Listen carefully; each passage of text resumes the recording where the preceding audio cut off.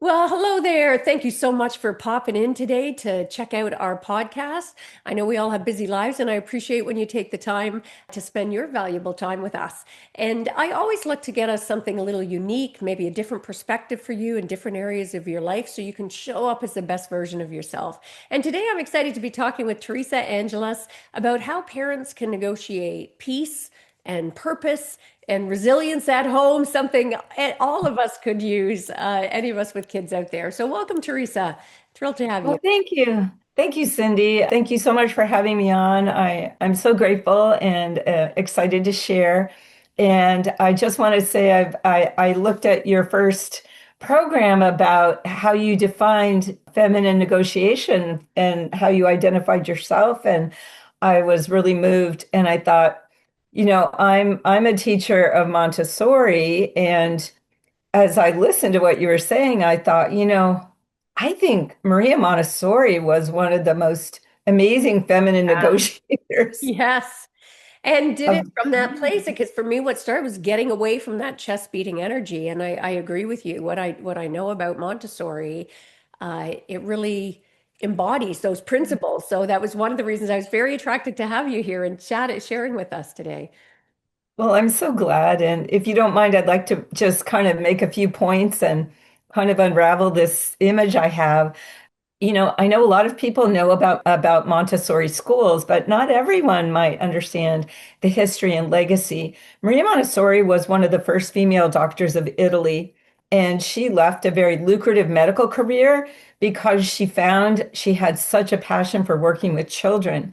And her first job was in the slums of Rome in 1907, where she worked with children who were alone all day in these tenement houses. Their parents were working, they had no guidance. Who knows what they ate? They didn't go outside, they didn't get any sun, and they were tearing the building apart. And that's basically why they hired her to come in and start a little program. Yeah. But news spread really, really quickly that her work with these children was transformative, that they were very unruly to start with.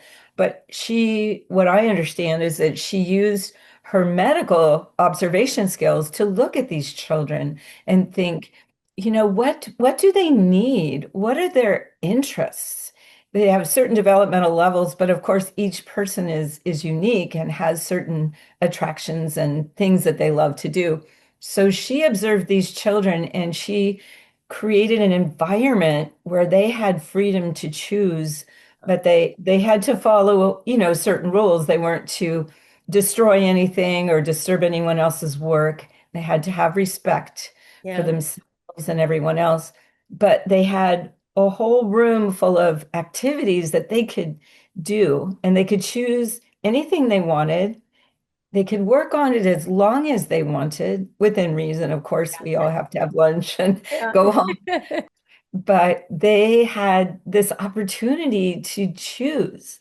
Yeah. And what we found, or what neuroscience is finding actually, that even in the 2-year-old toddler Montessori environments, when children get to choose when they do things, what they do, it actually increases executive functioning skills of Yeah. time management, planning, even social compatibility. They have more peace.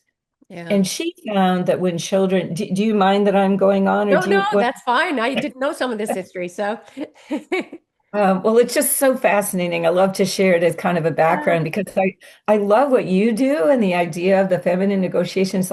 I'm kind of coming back to that if you're No, okay with it. no, I am, and it's interesting, even as you're talking already, Teresa, how much they align, right? That concept of choice, even in, like you said, Mhm. with children, but also with adults, right? When we feel we're backed in Yes. a corner, negotiations break down. We get more conflict, right? I mean, you look at the political environment right now, we're seeing that play out in real time. So absolutely. Carry on. Yes.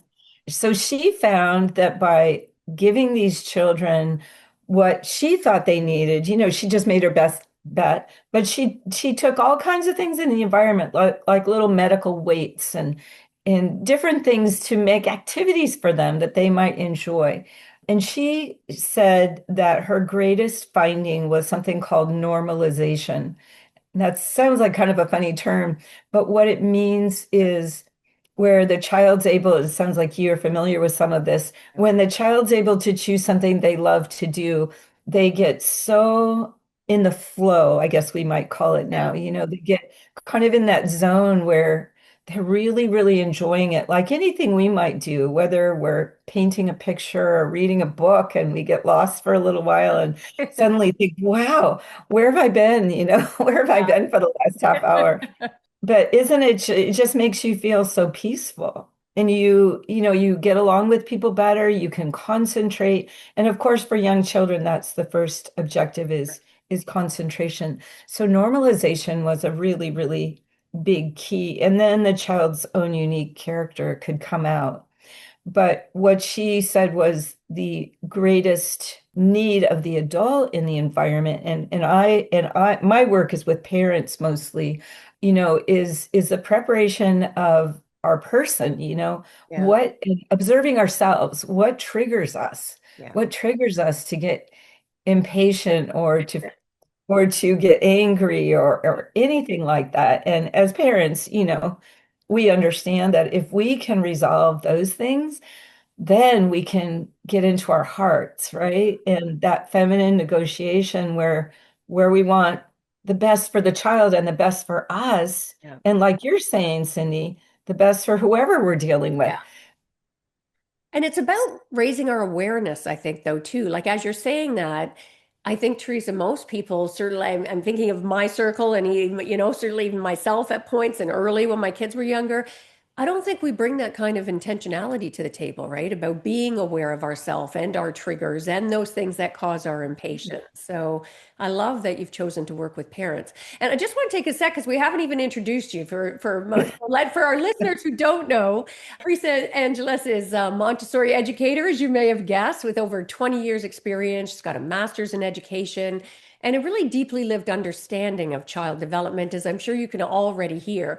She's the author of the Montessori Home and Beyond, and that's a guide for parents who want to create that kind of a peaceful, more purposeful home that's grounded in respect and emotional wellness and neuroscience supported methods. And again, so much of that is at the root of, what I call the art of feminine negotiation. So her work offers practical tools, as you're going to be hearing in our interview today, for fostering independence and emotional intelligence. And goodness knows we need more of that these days. And also Mm. mental health, which is really the worst numbers we've seen, certainly in my lifetime right now. And all of these beautifully intersect with our theme of negotiation as a relational, emotional, and developmental practice. So I know your work doesn't just focus on academics, but on that emotional and neurological development. So what do you wish, Teresa, that more parents understood about the connection between the children's environments, and you're talking about that choice and those options for them, and their emotional regulation? Thank you for asking that. And maybe I can take a step back and say that there are studies coming out that children are actually adults who attended Montessori schools as children for even 2 years, either in preschool or elementary school, are actually happier adults. Wow. And I think that's an amazing That's finding. pretty, yeah, no kidding.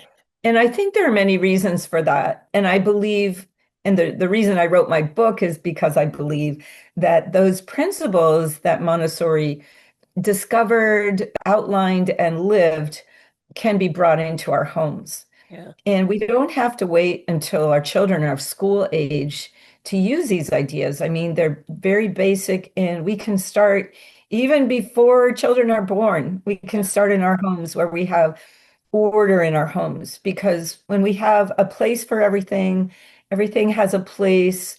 We don't have chaos everywhere. It just creates more of a flow. It yeah, just feels more peaceful and more intentional. yeah, And it takes a little bit of work. In the Montessori environment, we make a big point of keeping things clean. Every morning, things are cleaned as much as possible. And I encourage parents to create storage, to have a garage where they have bins for things that are categorized. We might have a bin for art supplies and a bin for any math materials they have, even if they don't homeschool or Yeah. educate their children at home, they can still have toys or things manipulatives, right? And if you can keep most of your things away in your storage and be very selective and bring things out and rotate things, you'll find that your children are refreshed. Yeah. And you'll have to find, each parent can find their own method for whether it's once a month, they change everything out, or every 2 weeks or whatever. But that is a key, the order of the environment. And Yeah. I have some really fun stories about that, but I will go on with some of the other areas first. So I think also the idea that, well, that order, let me just say the order of things, having a bin for balls and a bin for trucks is the categorization that's like the foundation of math Yeah. and science. It's sorting, this is a ball, it goes in this place. This Yeah. is a doll and it goes over here. Their minds are already learning that. Yeah. And if we just have a big toy box, everything gets thrown in. They don't have the chance to learn that particular skill, Yeah. which I think is really interesting. I've never thought of it as tied to math, but you're right. I mean, and math, palatable math, not having to sit there learning by rote, 1 + 1, 2 + 2, right? You're Exactly, living. exactly. That's great. And I actually have a story. My daughter has triplets, and Oh, they're 2.5 right now. oh my God. And last Christmas, they were 18 months, not this past Christmas, but a year ago, Yeah. they were 18 months, and they had a big felt Christmas tree on the wall, Yeah. and it had ornaments that stuck on the tree. And in her environment, I had the joy of helping her set up an environment for them Yeah. with little activities and on shelves. And if there was an activity that had small parts, we would have like a little bowl or a box to put the pieces in, the little pieces. Yeah. And so this Christmas tree was on the wall, and one of her sons, 18 months old, realized that there was nothing holding all the ornaments. Yeah. And he went and found a box and brought it over and put it Wow. under the tree and gathered all the ornaments and put it in there. And I was just stunned to realize he was like intuiting the order that we were creating in the environment. Yeah. And I thought, what is his life going to look like when he's Yeah. 15 and 25, because he's already incorporated that order and the idea of categorizing and sorting. So anyway, I think also creating routines that support children, regular times for things, regular times for naps, for eating, for family meetings, for family outings, for traditions, cyclical traditions that really nurture our children's hearts when they get to see their extended family.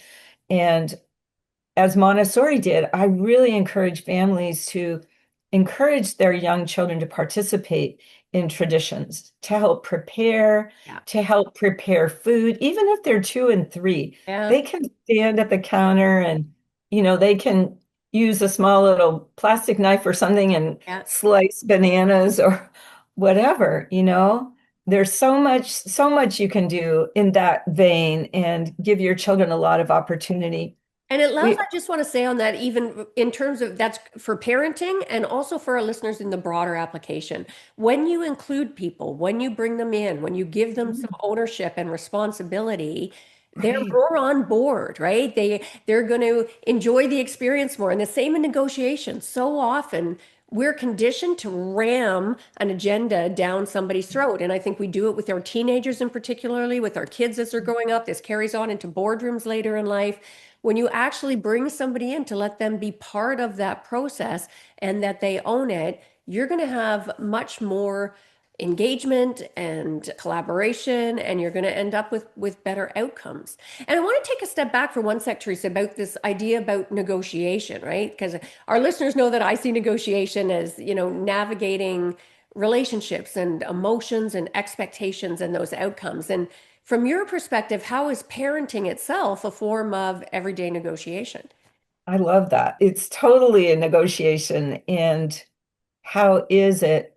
I think if we see our children as people, and if we get away from the idea of, top down, Yeah. I need to control and unhook ourselves Yeah. from that need to control. And I think that's why the teachers in Montessori classrooms are now called guides.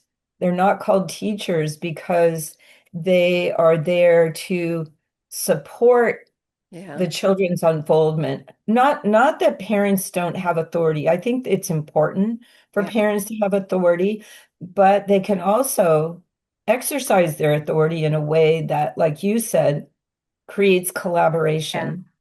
Well, and let's Um, talk about that power dynamic for a moment, because I mean, I think it's one of the big myths that we've been taught about how to exert power, and we always try and have power over others. And it starts with our kids when they're young. And I know you emphasize, respect and presence and intentional communication, all are which tenets that I believe in. And how do those kind of pillars, if you base your parenting on respect and presence and intentional communication, how can that shift the power dynamic between the parent and child from one of control to collaboration, as we're talking about?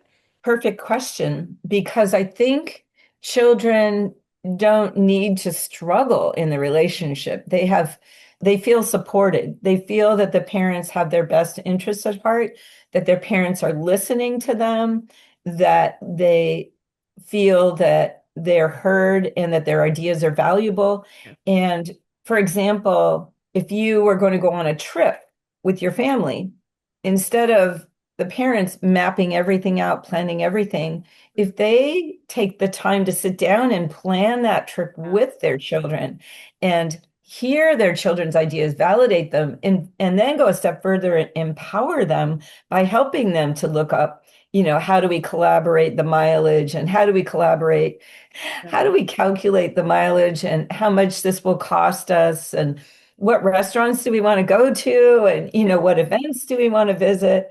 The kids are more likely, like you said, to feel engaged and to feel a part of it. And, if you just think about that, what a stronger family unit you have if everyone's really working together and there's not this push-pull of, Yeah. well, we're going to do this and no, I don't want to, you know?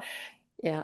Well, and I'm smiling because I noticed as you were talking about that, Teresa, and for our listeners, I don't know if you caught it, but look at how there's a lot of curriculum built into that as well, without it being tedious or studying. And the way Teresa explained it, right? You're talking, you got a little bit of math, right? About how are we going to cost this out for this. You're learning a little bit about geography. You're learning a little bit about, Exactly. culture, all of these different academic subjects that are being just naturally, organically built into your life experiences just by including. And I want to circle back when you gave sort of a little intro at the beginning about some of the concepts. You talked about that choice, right? And that through environment and creating choice and connection. And I'm wondering if you can explain what that looks like in practice. And I mean, you did in the classroom setting, but particularly for families who are negotiating through conflict or pressure, right? How does that environment, choice, and connection, how does that play out? Well, I think it goes back to respect and listening, Hmm.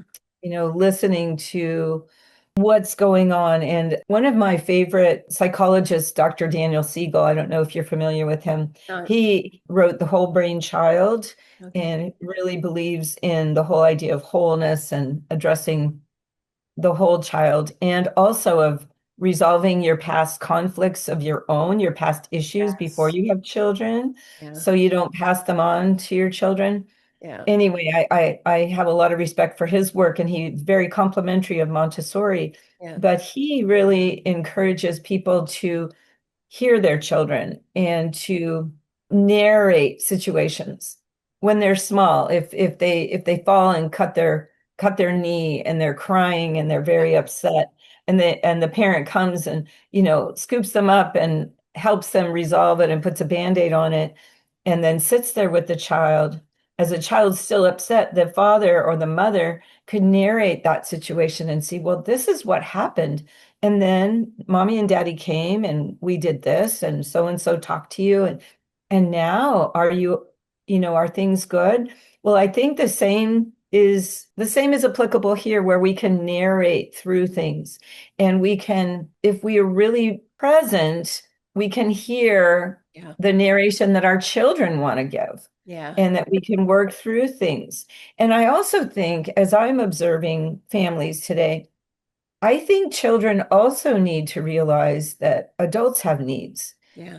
It's easy for us to go either way. We can be top down and demand that children follow a certain way, or we can give all of our authority to children so that they run all over us, Yeah. or we can see that we all have needs. We both have needs. And how can we work this out? For example, in the Montessori classroom, we let children choose the work they will do week by week. We create a work plan, and they help choose their work. And Yeah. I think in the same way, if there are struggles going on with behavior and, agreement on the home front, parents and kids can sit down and say, well, what's the issue here? And here's the issue. Where do we want to be? What do we want it to look like? And once they know what they want, now let's talk about together, Yeah. how can we get there? What do you need from me? Yeah. And what do I need from you? Yeah. Does that help? Does that make a difference? I love that as well, talking about parents' needs, because it also, as you're saying that, it strikes me, it teaches empathy, right? It builds in that empathy Yes. and avoids that kind of self-absorption when it's again organically teaching to consider everybody's needs, which is something sadly I think our entertainment industry has gone very much about it's all about me, get what I need at all costs. So I want to talk, because we've been talking about sort of the younger for a bit. If we sort of switch gears and maybe talk about adolescence for a moment, because we'd mentioned about mental health, rates being just at all-time highs for anxiety and depression and Yes. suicides. And we're seeing that kind of anxiety level continuing to rise. Yeah, in your work, what are some of the key emotional needs that adolescents are trying to negotiate, often without the language or tools to express it? What are some things parents should be aware of and thinking about? Oh, I love talking about that. I spent a lot of time with adolescents. I worked with teen summer camps for 20 years and took a group of kids to Mexico where we did some service projects Nice. with my own kids and others. And I love that question. I think teens are trying to create an identity. They're trying to understand who they are and how they fit in with the world. And I think that however they can organically discover their skills or develop their skills, if they have, the potential for those skills, if they can really listen to themselves and figure out what their interests are, it's huge for them. Yeah. And if they can then be supported by others who have faith in them, see them flourishing, etc. Maria Montessori didn't live long enough to create Montessori high schools, Yeah. but Yeah. exactly. But she did give a number of lectures about her vision, Yeah. and she said that Erdkinder was one of her suggestions, and Erdkinder means children of the land. Okay. Nice. And she said that because adolescents are so in such an emotional time period, trying to discover who they are, she didn't think it was a good time for intense academics. And where do we find teens today? They're just slammed with Yes. academics and More testing. so now than even our generation or the generation before us. It's Yes, just like off the charts. So, it is. Get ready for college, take all yeah, these tests. pressure, And pressure, pressure. And now you have to submit everything online. And if you don't have good tech skills, Yeah. wow, it's so much pressure. So instead, she recommended that they work on a farm. For one example, she Yeah. had lots of different examples, but do something entrepreneurial that they could choose. Yeah. And one example was a farm school Yeah. where kids could grow vegetables and then take those vegetables to like a farmer's market on weekends Yeah. and sell them. Yeah. And again, use those accounting skills to keep Yeah. track of money, Yeah. to interact with the public, learn their manners and also their hands-on skills growing. I mean, that's not a lightweight thing, right? Growing Yeah. vegetables in a garden, in a big garden. And there are Montessori schools that are doing this. Yeah. Not a lot, but they're growing. But also And confidence, right? That comes with that. As they do that, they build confidence as opposed to, I worry that a lot of the stress and anxiety, and I hadn't thought of it until you just said it, Teresa, that our system is so pushing for the best colleges, pushing for this. You need to be doing these extracurricular things, not for the joy of it, not for coming from a place of service, but to right. get those things ticked off. And we're Yeah. creating a stressful environment where they're constantly feeling they're not leveling up, not measuring up, and then it hacks away at their confidence. One of the things I loved about Maria Montessori, I think I must have read it somewhere, that she saw adolescence as a period of tremendous potential and not dysfunction. We're always like, oh, that's Yeah. teen here. We define it as dysfunction. And I think switching that lens helps Mhm. families renegotiate assumptions about teens, right? So, Right. Absolutely. Absolutely. Potential is the whole thing. And I think you're right. If they can, at that time, that's why I'm really into the multiple intelligences. I have a whole chapter in my book about that, where Howard Gardner, he was a neuroscientist in the 90s, or he discovered and proved that there were 8 different kinds of intelligence. And maybe there are more, but there are at least 8. yeah, And each of us probably has at least 1 or 2 that we're really good at, you know. Maybe we're really good speakers, or maybe we're really good artists, or we love talking with people, or we love doing math, or we love creating designs or music. Nature is one, kinesthetics is one, being able to use your body with tools and dance and sports and all that. yeah, And then visual spatial, where they're really into design, they can perceive designs and create designs.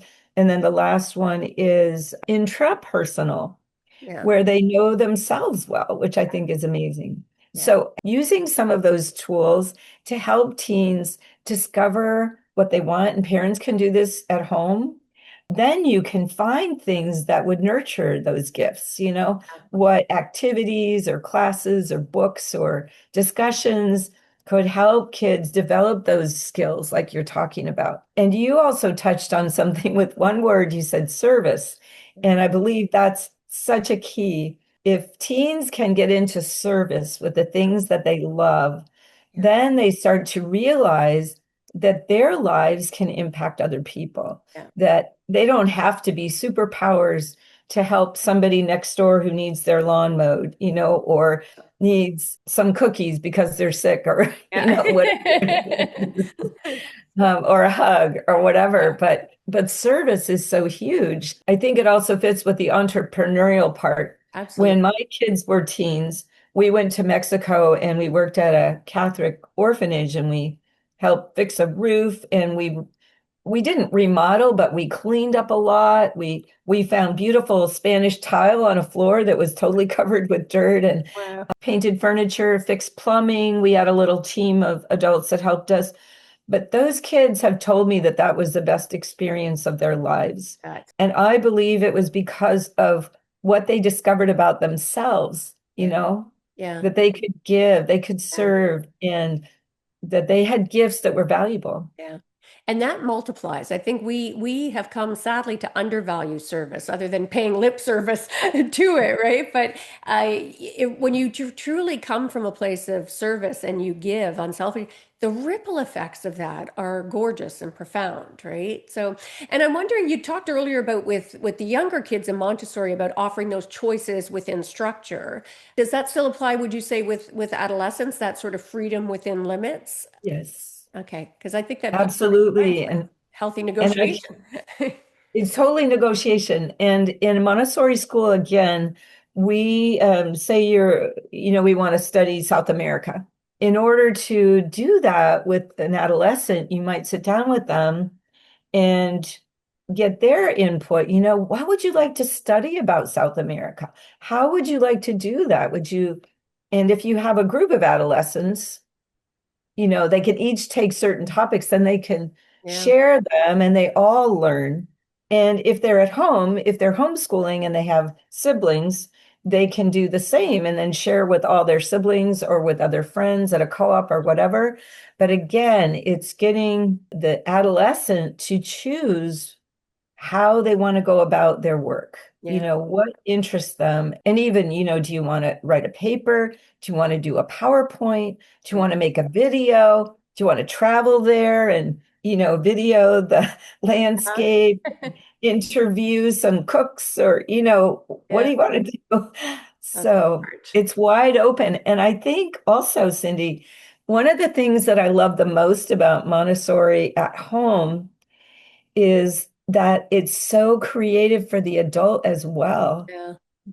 It's not just a curriculum, Yeah. although there is a curriculum, but it's very fluid. Yeah. We want to teach them about the parts of nature so they can connect with the different kinds of Yeah. trees, the different kinds of flowers. But we don't ramrod it like you're talking about. Yeah. And we let it be a flow. And I think that for adults, understanding Montessori, understanding the real scope and profound quality of Montessori can give parents a different kind of mission. Yeah. And that mission is more about presence and listening Yeah. and then following their child and then following up with whatever they can do to support them. Yeah.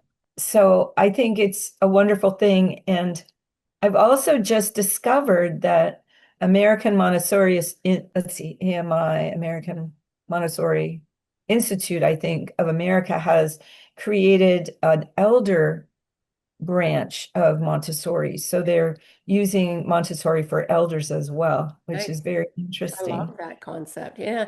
And it struck me as you were just saying as well about being present and listening and how parents can do that with their kids. And how beautiful is that for modeling for kids later to grow up so that because we don't listen well. In North America, I think we are one of the worst globally. We wait for our turn to speak. We don't really listen and we've become more and more extrovert driven as a society. So we talk over the introverts and we miss out on valuable contributions.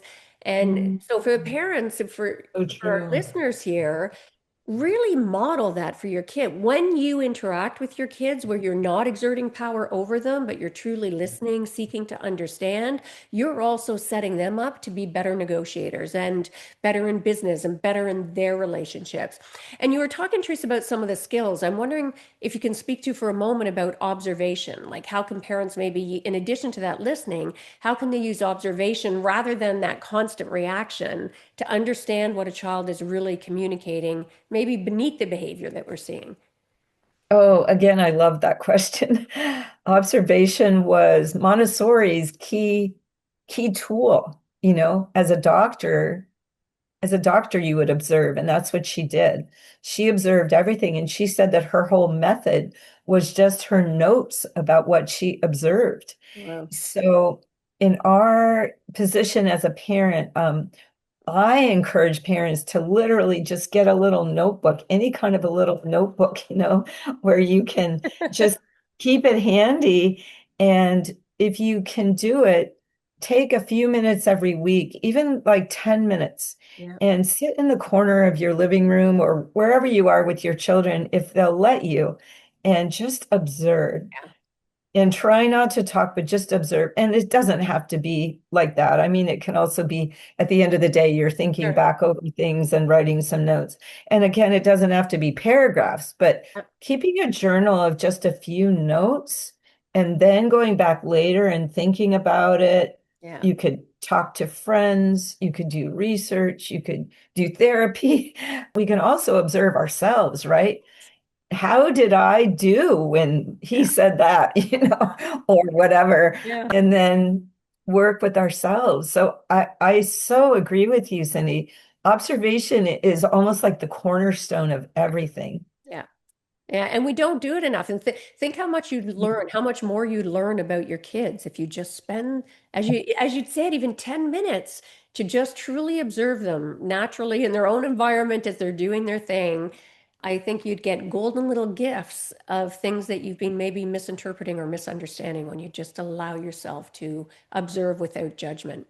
And I can't believe our time is going so quickly as it often does. So for parents who feel overwhelmed or stuck, what is one Montessori inspired negotiation that they can start practicing today? Perfect. Again, I think it's that presence. And I think it starts with trusting that things can be okay, in order for us to be able to step back, to listen, not just blurt out because we're anxious and we want to get control of the situation, but instead to take a breath and be present and not be so worried about getting everything done. And I know that was always my issue, Yeah. learning to just take a breath and realize you're in it together with your child. Yeah. You're not trying to overcome them, you're trying to work with them. Yeah. And the more we can be present, Yeah. the more we can be present and listen and hear, the closer they're going to feel to us, the more we can work together. I love that you used the word overcome. And you heard me, I laughed out loud because I've never thought of it that way, but I think we do. We are so conditioned in our parenting to almost Yeah. subconsciously, we see it like it's a contest where we have to be the ones to be able to exert the power over our child, manage our child, have them perform and react the way that we expect that they ought to be reacting. And gosh, do we miss a lot with that? And I'm wondering, Teresa, would your advice be the same for parents who are trying to support anxious or emotionally dysregulated teens, maybe that we talked about? Would it tweak in terms of what's that one thing that you would say they could start doing today? I would say really look for that opportunity to be present. And for teens, often if we have families, our teens are the older ones and the younger ones get most of the attention, and the teens are good on their own. So take them out, take them for a walk, take them out for tea, whatever you can do to let them know that you're really listening, that you're really there for them, Yeah, that you really are concerned and caring, that you care, that they matter. yeah, I think that's really, really huge. Can I tell you a quick story? sure. 1 minute? So I was working in a Montessori classroom and I had an elementary age group, and I had a child who was just off the walls, loud, running around, disrupting everyone. And I took her outside in the garden and I just said, I said, Julie, it seems like you're having a really hard time today. Do you know why? Do you have any ideas how I can help you? And she said, the lights are too bright. And we had Oh, fluorescent lighting, and she was 6. wow. Um, the lights are too bright. So to make a long story short, we ended up covering them with muslin, the Yeah, lights with muslin, and it softened the lighting, and she did do better. And so my message is yeah, even if your children don't know that they know, they yeah, probably have a lot of information they could share with us if yeah. we give them the chance. And sometimes it takes that quiet Yeah. opportunity.